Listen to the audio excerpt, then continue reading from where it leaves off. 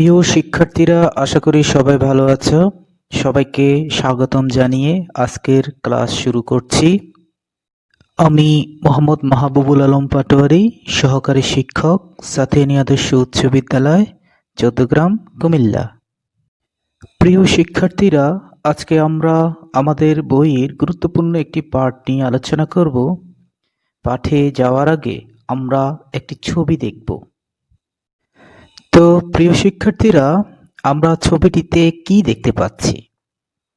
ছবিটিতে মধ্যখানে একটি আলোকিত বস্তু দেখা যাচ্ছে, যার আলোয় অন্য সবকিছু আলোকিত হচ্ছে এবং প্রত্যেকটি বস্তুর একটি কক্ষপথ দেখা যাচ্ছে, তাই না? হ্যাঁ প্রিয় শিক্ষার্থীরা, এটা হচ্ছে আমাদের সৌরজগতের ছবি। মধ্যখানের আলোকিত বস্তুটি হচ্ছে আমাদের সূর্য। অন্য বস্তুগুলো হচ্ছে গ্রহ। সূর্যের আলোয় সবকিছু আলোকিত হচ্ছে এবং সূর্যকে কেন্দ্র করে গ্রহগুলো নির্দিষ্ট কক্ষপথে আবর্তিত হচ্ছে। তাহলে আমাদের আজকের আলোচ্য বিষয় হচ্ছে সৌরজগৎ। আমাদের আজকের পাঠ শিরোনাম হচ্ছে সৌরজগৎ। এই পাঠ শেষে আমরা যা শিখব, সৌরজগতের ধারণা ব্যাখ্যা করতে পারব, সৌরজগতের গ্রহগুলোর বর্ণনা করতে পারব এবং পৃথিবী গ্রহে জীব বসবাসের কারণ ব্যাখ্যা করতে পারব। তো প্রিয় শিক্ষার্থীরা, প্রথমে আমরা সৌরজগৎ কি সে সম্পর্কে জেনে নিই। সূর্য এবং এর গ্রহ, উপগ্রহ, গ্রহাণুপুঞ্জ, ধূমকেতু, উল্কা প্রভৃতি নিয়ে যে পরিবার, তাকে বলা হয় সৌরজগৎ। সৌরজগতের প্রাণ কেন্দ্র হল সূর্য। সৌরজগতের ৮টি গ্রহ, শতাধিক উপগ্রহ, হাজার হাজার গ্রহাণুপুঞ্জ ও লক্ষ লক্ষ ধূমকেতু রয়েছে। সৌরজগতের সকল গ্রহ ও উপগ্রহের নিয়ন্ত্রক হল সূর্য। সূর্য একটি নক্ষত্র। পৃথিবীর সঙ্গে সূর্যের সম্পর্ক অত্যন্ত ঘনিষ্ঠ। সূর্য পৃথিবী অপেক্ষা ১৩ লক্ষ গুণ বড়। পৃথিবী থেকে এটি প্রায় ১৫ কোটি কিলোমিটার দূরে অবস্থিত। এর ব্যাস প্রায় ১৩,৮৪,০০০ কিলোমিটার। সূর্যের উপরিভাগের উষ্ণতা ৫৭,০০০ ডিগ্রি সেলসিয়াস। বিরাট দূরত্বের জন্য সূর্যের অতি সামান্য তাপ পৃথিবীতে এসে পৌঁছায়। এই সামান্য তাপ ও আলো দ্বারাই পৃথিবীর জীব জগতের সকল প্রয়োজন মেটে। অন্যান্য গ্রহ উপগ্রহগুলোর তাপ ও আলোর উৎস সূর্য। সূর্যের কোনো কঠিন বা তরল পদার্থ নেই। শতকরা ৫৫ হাইড্রোজেন, ৪৪ হিলিয়াম এবং ১ অন্যান্য গ্যাসে সূর্য গঠিত। সূর্যের মধ্যে মাঝে মাঝে যে কালো দাগ দেখা যায়, তাকে সৌর কলঙ্ক বা সানস্পট বলে। সূর্যের অন্যান্য অংশের চেয়ে সৌর কলঙ্কের উত্তাপ কিছুটা কম থাকে। আণবিক শক্তির সৃষ্টির প্রক্রিয়ায় সূর্য অনবরত হাইড্রোজেন থেকে হিলিয়াম এবং হিলিয়াম থেকে শক্তি তৈরি হচ্ছে। সূর্য প্রায় ২৫ দিনে নিজ অক্ষে উপর একবার আবর্তন করে।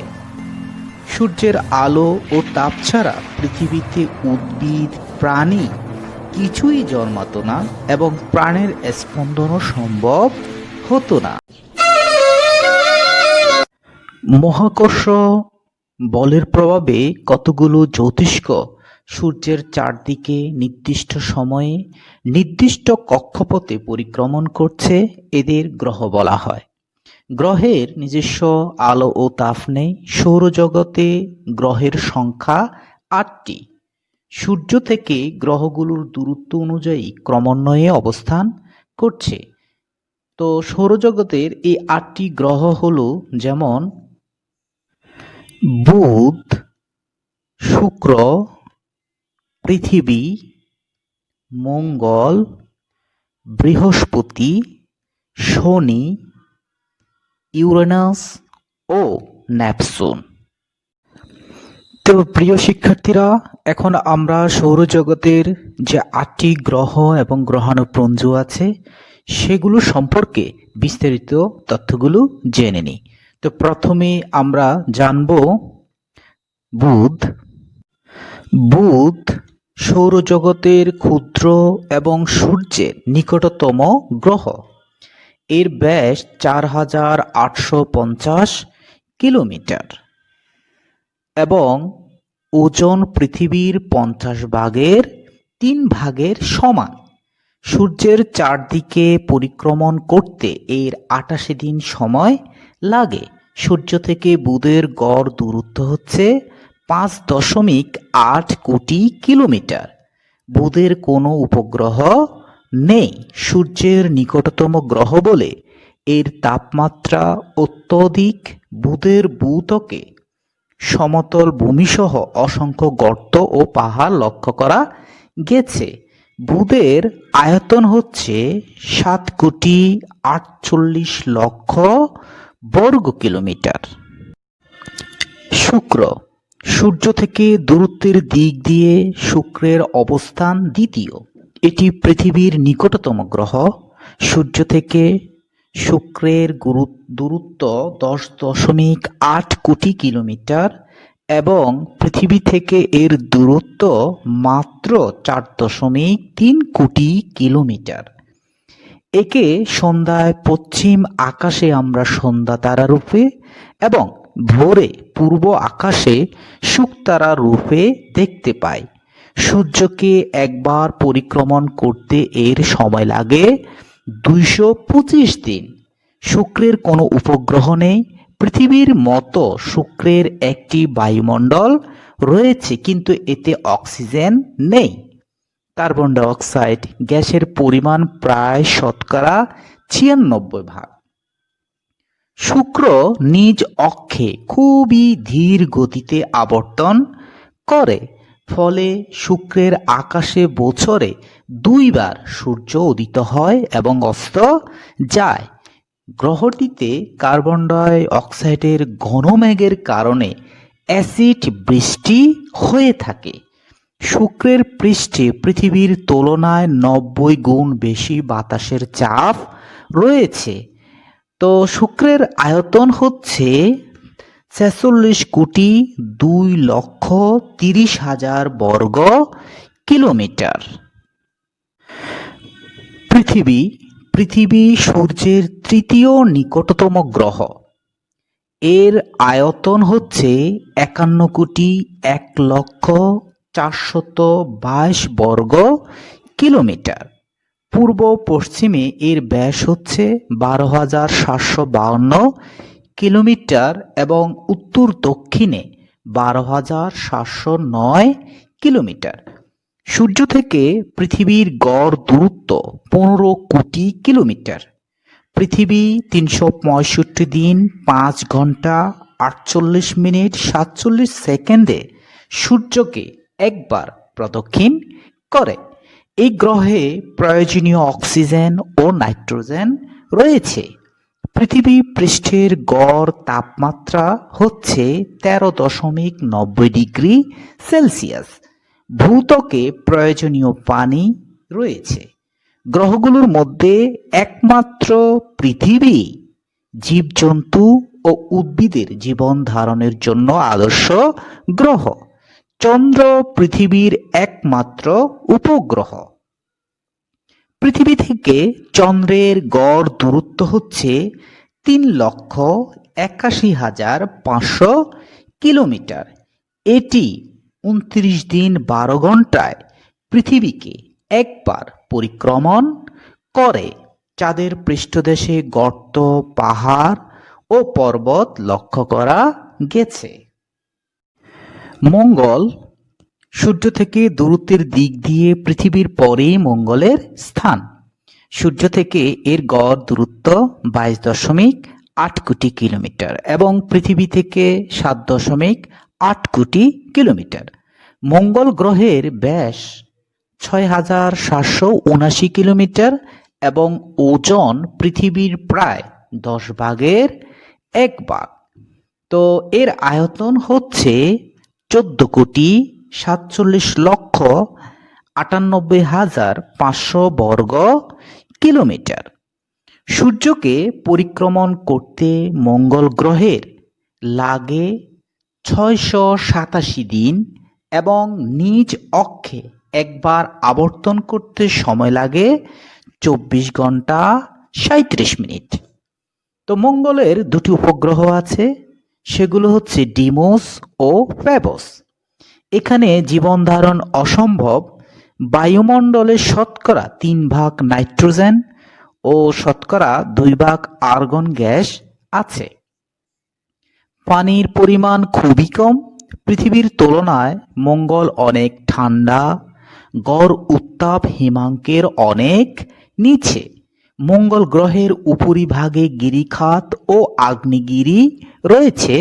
এই গ্রহের পাথরগুলোতে মরিচা পড়েছে, ফলে গ্রহটি লালচে বর্ণ ধারণ করেছে। বৃহস্পতি সৌরজগতের সর্ববৃহৎ গ্রহ বৃহস্পতি। সূর্য থেকে দূরত্বের ভিত্তিতে বৃহস্পতি গ্রহের অবস্থান পঞ্চম। এর আয়তন পৃথিবীর প্রায় ১৩০০ গুণ তথা ৬,১৪১,৯০,০০,০০০ বর্গ কিলোমিটার। এর ব্যাস হচ্ছে ১,৩৯,৮২২ কিলোমিটার। এটি সূর্য থেকে প্রায় ৭৭.৮ কিলোমিটার দূরে। বৃহস্পতি ১২ বছরে একবার সূর্যকে এবং ৯ ঘন্টা ৫৩ মিনিটে নিজ অক্ষে আবর্তন করে। গ্রহটিতে পৃথিবীর একদিনে ২ বার সূর্য ওঠে, ২ বার অস্ত যায়। এই গ্রহে গভীর বায়ুমণ্ডল আছে। গ্রহটির বায়ুমণ্ডলের উপরিভাগের তাপমাত্রা খুবই কম, তবে অভ্যন্তরের তাপমাত্রা অধিক। তো এই গ্রহটির ৬৭টি উপগ্রহ রয়েছে। এগুলোর মধ্যে লো, ইউরোপা, গ্যানিমেড ও ক্যালিস্টো প্রধান উপগ্রহ। গ্রহাণুপুঞ্জ। মঙ্গল ও বৃহস্পতির মাঝের পরিসরে অসংখ্য ক্ষুদ্র ক্ষুদ্র গ্রহাণু একত্রে পুঞ্জীভূত হয়ে পরিক্রমণ করছে। এই পরিসরের মধ্যে আর কোনো গ্রহ নেই। ১.৬ কিলোমিটার থেকে ৮০৫ কিলোমিটার ব্যাস সম্পন্ন গ্রহাণুগুলোকে একত্রিতভাবে গ্রহাণুপুঞ্জ বলে। শনি সৌরজগতের দ্বিতীয় বৃহত্তম গ্রহ হচ্ছে শনি। এর আয়তন ৪২৭ কোটি বর্গ কিলোমিটার এবং ব্যাস ১,১৬,৪৬৪ কিলোমিটার। সূর্য থেকে শনির দূরত্ব হচ্ছে ১৪৩ কোটি কিলোমিটার।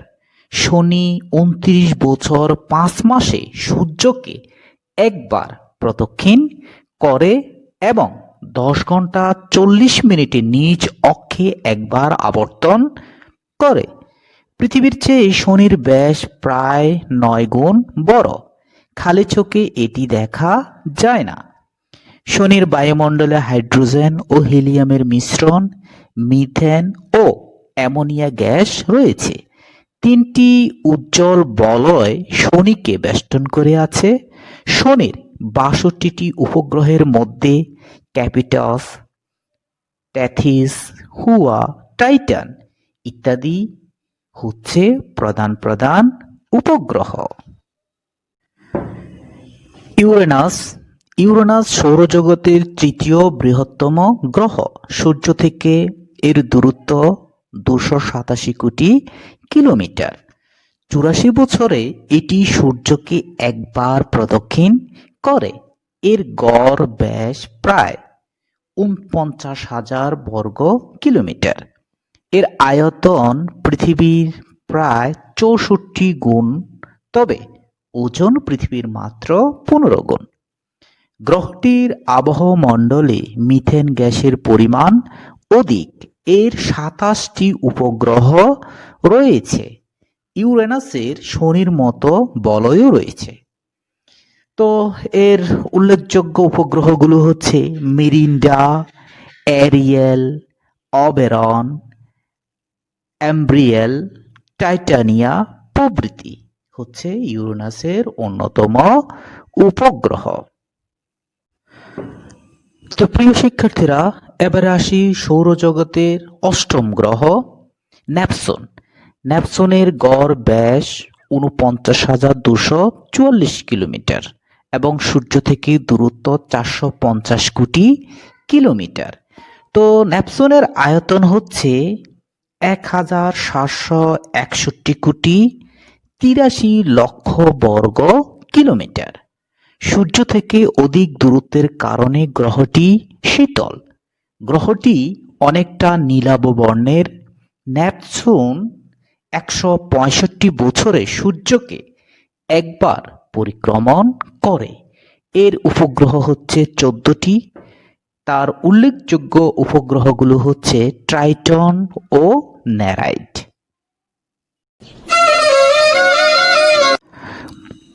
তো প্রিয় শিক্ষার্থীরা, এই যে ৮টি গ্রহ সম্পর্কে আমরা জানলাম, এই ৮টি গ্রহের মধ্যে শুধুমাত্র পৃথিবী গ্রহে জীব বসবাসের কারণগুলো কি কি, এখন সেই সম্পর্কে আমরা জেনে নেই।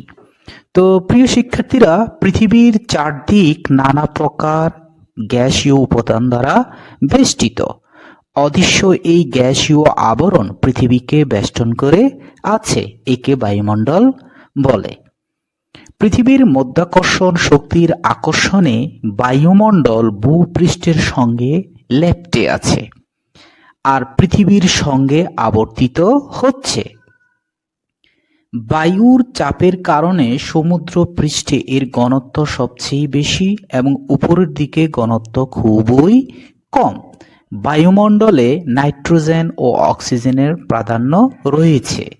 সকল প্রাণীর জন্য অক্সিজেন অত্যাবশ্যক। অর্থাৎ আমরা যে পৃথিবীতে বসবাস করি, এই পৃথিবীর চারদিকে একটা কি আছে? বায়ুমণ্ডল, বিস্তৃত বায়ুমণ্ডল আছে। কার্বন ডাই অক্সাইড ছাড়া অন্যান্য উপাদান বায়ুতে মোটামুটি অপরিবর্তনীয় পরিমাণে থাকে। তবে ধুলা, ধোঁয়া, জলীয় বাষ্প ইত্যাদি উপাদান বিভিন্ন স্থানে বিভিন্ন পরিমাণে থাকে। পৃথিবীর সমস্ত জীবের বেঁচে থাকার জন্য বায়ুমণ্ডলের গুরুত্ব অপরিসীম। বায়ুমণ্ডল সূর্যের ক্ষতিকর রশ্মি থেকে প্রাণীকুলকে রক্ষা করে। সূর্যের গ্যাসীয় উপাদান যেমন কার্বন ডাই অক্সাইড ও অক্সিজেন যথাক্রমে উদ্ভিদ ও প্রাণীকে বাঁচিয়ে রাখে। অর্থাৎ পৃথিবী যে আমরা যে উদ্ভিদ দেখতে পাচ্ছি সেটা এই কারণে হয়ে থাকে বা বেঁচে থাকে। ভূপৃষ্ঠ সংলগ্ন বায়ুমণ্ডলের সর্বনিম্ন স্তর হলো ট্রপোমণ্ডল। অর্থাৎ এই বায়ুমণ্ডলের বিভিন্ন স্তর আছে, তার মধ্যে সর্বনিম্ন স্তর হচ্ছে ট্রপোমণ্ডল। এই স্তরটির গড় গভীরতা প্রায় 13 কিলোমিটার। অর্থাৎ ভূমি থেকে এটা প্রায় 13 কিলোমিটার পর্যন্ত বিস্তৃত উপরে। এটি মানুষের সবচেয়ে প্রয়োজনীয় স্তর, কেননা আর্দ্রতা, কুয়াশা, মেঘ, বৃষ্টি, বায়ুপ্রবাহ প্রভৃতি এই স্তরে লক্ষ্য করা যায়। উচ্চতা বৃদ্ধির সাথে সাথে এই স্তরে বাতাসের গতিবেগ বেড়ে যায়। আবহাওয়া ও জলবায়ু জনিত যাবতীয় প্রক্রিয়ার বেশিরভাগই বায়ুমণ্ডলের এই স্তরে ঘটে থাকে।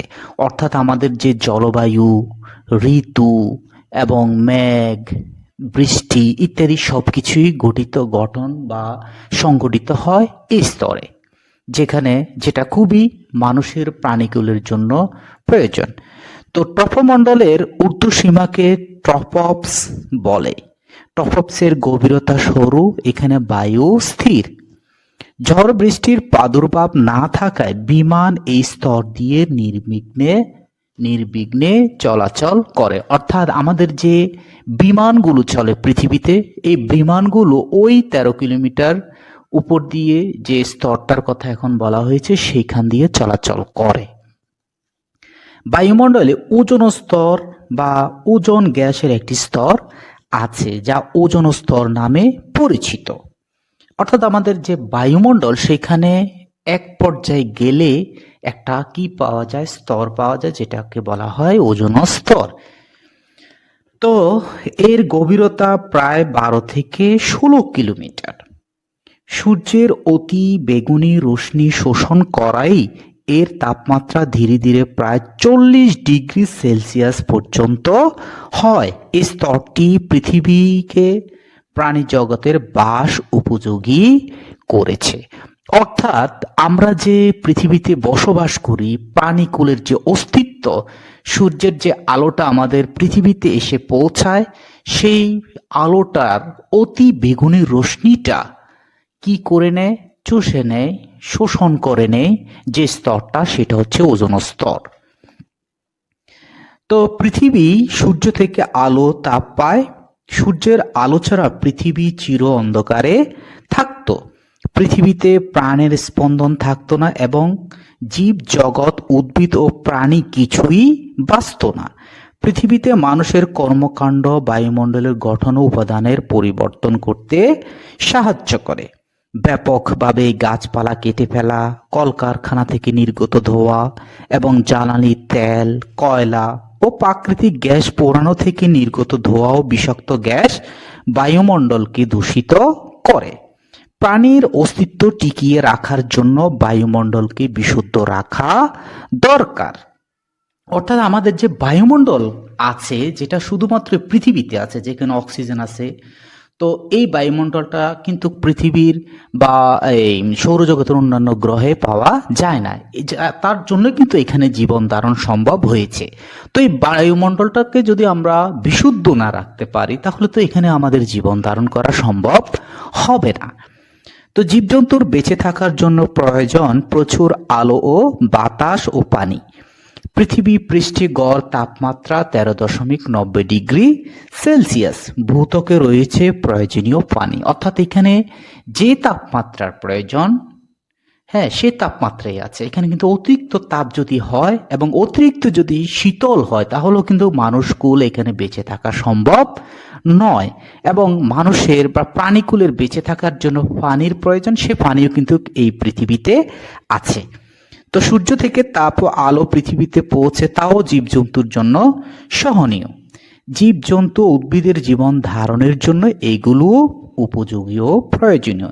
এই জন্যই পৃথিবীতে জীবজন্তুর বসবাস করতে পারে। অর্থাৎ মানুষ বসবাসের জন্য, জীবজন্তু বসবাসের জন্য একটা সহায়ক পরিস্থিতি যে দরকার, সেটা শুধুমাত্র এই পৃথিবী নামক গ্রহতেই লক্ষ্য করা যায়। অন্য কোনো গ্রহে সেটা নেই। তাই অন্য কোনো গ্রহে জীবন ধারণ সম্ভব নয়, পৃথিবীতেই জীবন ধারণ সম্ভব। তো প্রিয় শিক্ষার্থীরা, আজকে আমরা সৌরজগৎ সম্পর্কে বিস্তারিত জেনেছি। আমাদের পাঠ্য বইয়ে আরো বিস্তারিত আছে, সেগুলো আমরা জেনে নেব। তো আজকে পাঠের আলোকে আমরা একটি বাড়ির কাজ করব। সেই বাড়ির কাজটি হচ্ছে সৌরজগতের জ্যোতিষ্কগুলোর বৈশিষ্ট্যসমূহ চকের মাধ্যমে তুলনা করো। সৌরজগতের জ্যোতিষ্কগুলোর বৈশিষ্ট্যসমূহ চকের মাধ্যমে তুলনা করো। তো প্রিয় শিক্ষার্থীরা, তো আজকের এই ক্লাসে সবাই অংশগ্রহণ করার জন্য, ধৈর্য সহকারে দেখার জন্য সবাইকে শুভেচ্ছা, ধন্যবাদ জানিয়ে আজকের মতো এইখানে বিদায় নিচ্ছি। সবাই সুস্থ থাকবে, ভালো থাকবে, এই শুভকামনা। আল্লাহ হাফেজ।